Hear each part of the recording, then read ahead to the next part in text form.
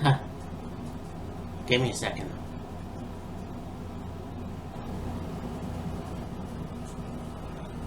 There, that's better. So, as you already know, I'm doing another Summerslam review series. Kind of. I'm doing 4 just like I did for the WrestleMania. So, yeah, this will be fun. And right now, we're going to talk about SummerSlam 1997, which was interesting for several reasons. But, yeah, let's not waste no time. Here we go.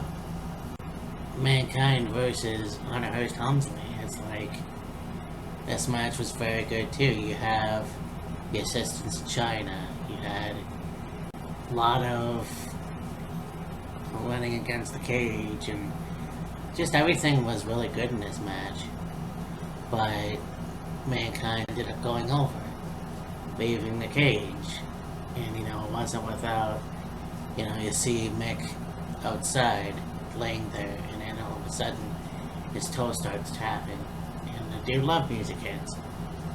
So he takes off his signal, gets in up on top of the cage, and he does the classic elbow drop. But also, you look at what it was in his mind, the Madison Square Garden, where he had seen Superfly Jimmy Snuka doing the exact same thing, except it was this Superfly move onto Don Morocco on top of the cage. So, we started off with the pre-show. We've got Mankind, who took on Hunter Hearst Helmsley, Triple H. Mick Foley and Paul Levesque have had such an interesting feud over the years, starting in 1997. I mean, you have Triple H and Mankind, you have Cactus Jack and Mankind, Dude Love.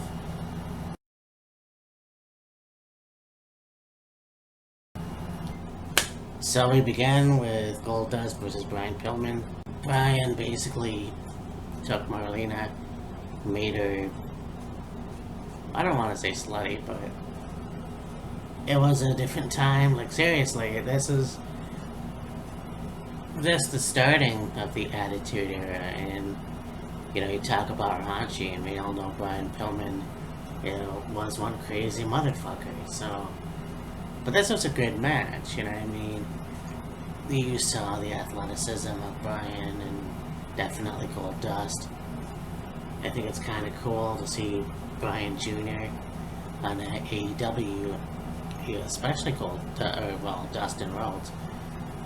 It'll be interesting to see where that goes, and it's unfortunate that Brian Pillman is no longer with us. It is another one of those things where it's like, alright, I don't know where he would be at this moment. Probably at AEW, obviously. I mean, if his son's there, you never know. But this was a good match, and Goldust ended up winning.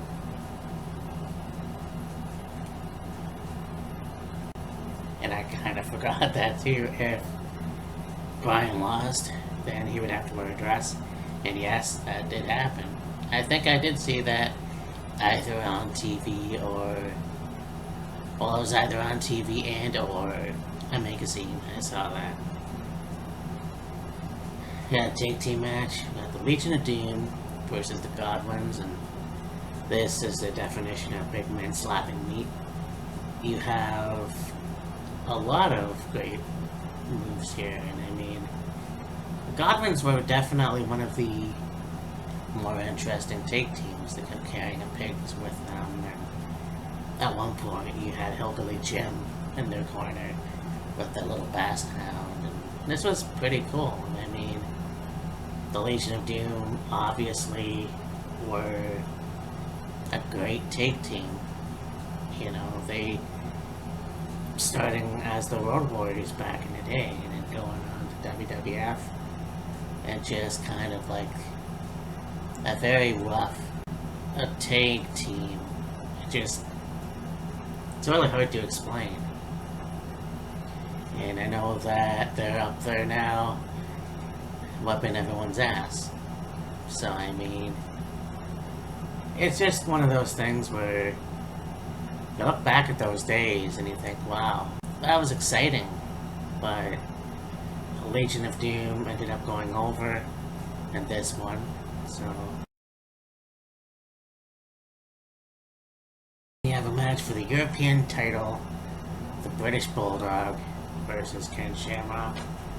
And if Davey Boy lost, then he would have to eat dog food, which, surprising, that was a stipulation back then. But this was an interesting match. It ended in DQ, which, obviously, if you know Ken Shamrock, he was in the zone. And, yeah, being enough referees. But, again, this match, these two guys were willing to beat the shit out of each other, obviously. And they did a very good job at that. So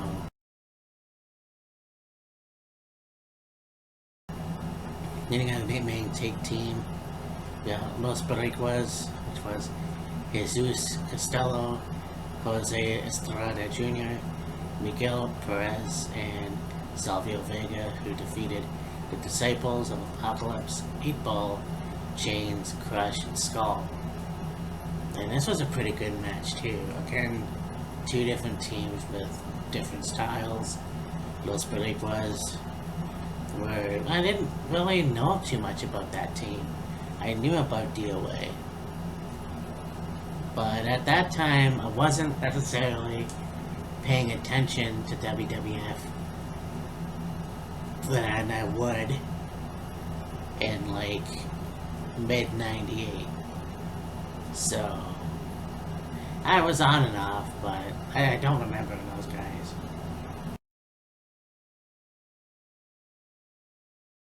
So then we have this match. It's the infamous Intercontinental Championship match. That's infamous for all the wrong reasons though. Stone Cold Steve Austin versus the champion Owen Hart. And this match was actually very good. And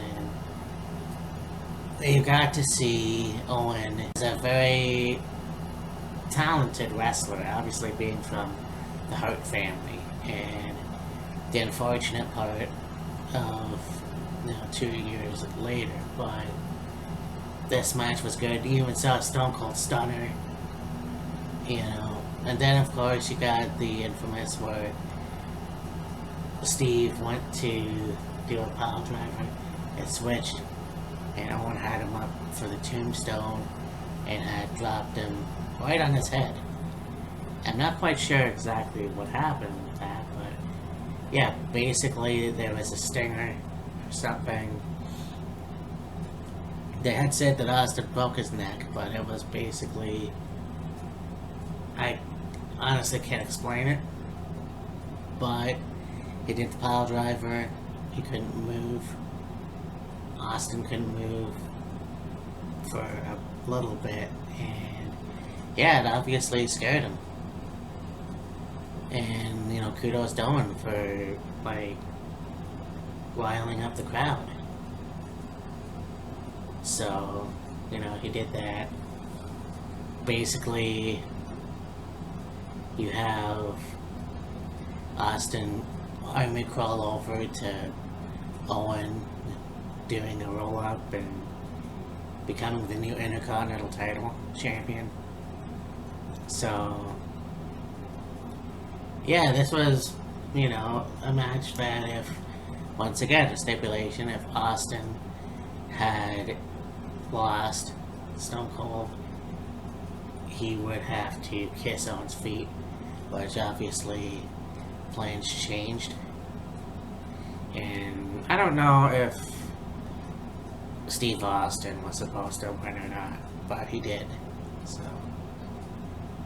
and that being said, he did change his style afterwards.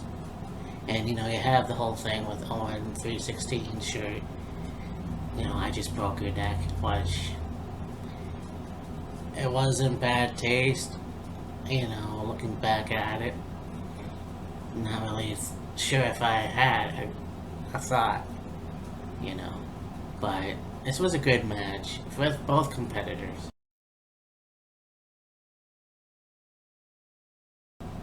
You have the WWF title with Shawn Michaels as special guest referee. You got Bret Hart versus Undertaker. Classic guys, classic wrestling, in my opinion. These two guys have had a lot of very good matches over the years. You have Mark Calloway debut as The Undertaker at the Survivor Series, and one of the people, well, the first guy that he takes on is Bret Hart. So this match was very good too, and I mean, you could tell that there was tension between Bret and Shawn, and Undertaker pulls a chokeslam at some point. You've got Bret and Shawn arguing at the end, and then Bret kind of pushes Shawn. So sweet chin music, but Bret ducks. Shawn hits the Undertaker. Bret goes for the pin. Retains the WWF title. So, this led into obviously that year Survivor Series 97, and we don't know what happened there. But I apologize. This was a bit jumbly, but this was a good show, and a lot of life-changing moments for Steve Austin. And, later on you would see his brother Bret go to WCW after. And yeah, this was cool. And I mean, looking back at it as well, it was very fun to watch. But anyways, talk to you later.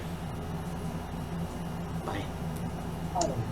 So that them cutting WCW was a long time coming. But I think that there's this myth out there that Jamie Keller Gnarly. that's why he took pleasure in cutting WCW. I don't think that's the case at all. Because if you look at some of his earlier interviews, like